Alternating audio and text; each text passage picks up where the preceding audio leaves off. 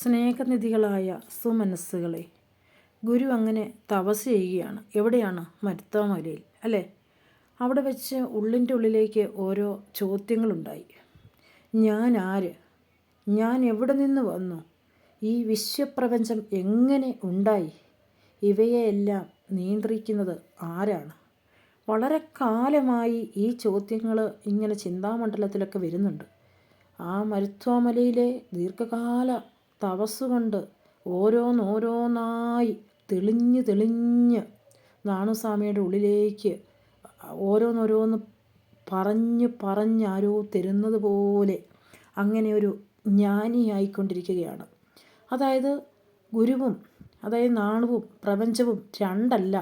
അഖണ്ഡ ബോധത്തിൻ്റെ ഉണർവിൽ നാണുസ്വാമി സ്വയം അറിവായി പ്രകാശിക്കുകയായിരുന്നു. ശ്രദ്ധിക്കുക, സ്വയം അറിവായി പ്രകാശിക്കുകയാണ്.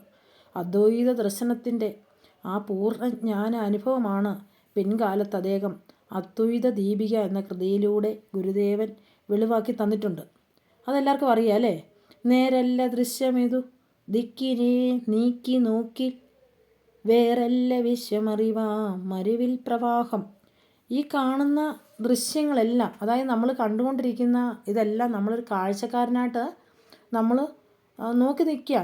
അതാണ് ഞാൻ എന്ന ബോധത്തെ ഒരുവൻ കൈവെടിഞ്ഞാൽ ഈ കാണുന്ന ഒന്നും നേരല്ലെന്ന് നമുക്ക് മനസ്സിലാകുമെന്ന്. അതായത് ഈ മരുഭൂമിയിലൊക്കെ നമ്മൾ വെള്ളം ഉണ്ടെന്ന് ഓർക്കും, അതായത് കാനൽ ജലം എന്ന് പറയും. പക്ഷെ അവിടെ ഇല്ല.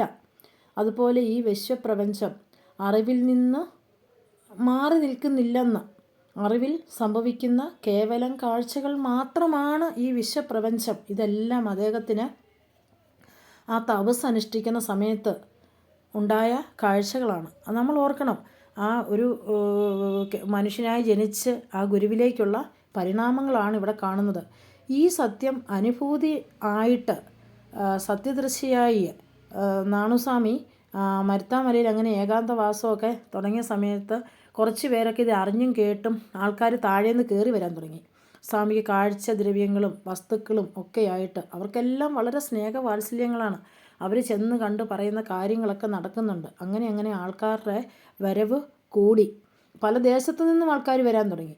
അങ്ങനെ ഒരു ദിവസം സ്വാമി അവിടെ നിന്ന് അവർ ക്ഷേത്രത്തിലേക്കൊക്കെ എഴുന്നള്ളിച്ചുകൊണ്ട് പോകുന്നുണ്ട്. അപ്പോൾ അദ്ദേഹത്തിന് മനസ്സിലായി, ഇനി ഇവിടെ തുടരുന്നത് നന്നല്ല. ജനങ്ങളുടെ മലകയറ്റം, അങ്ങോട്ടുള്ള മലകയറ്റം വർദ്ധിച്ചതോടുകൂടി സ്വാമി സ്വയം മലയിൽ നിന്ന് ഇറങ്ങുവാനാണ് തീരുമാനിച്ചിരിക്കുന്നത്.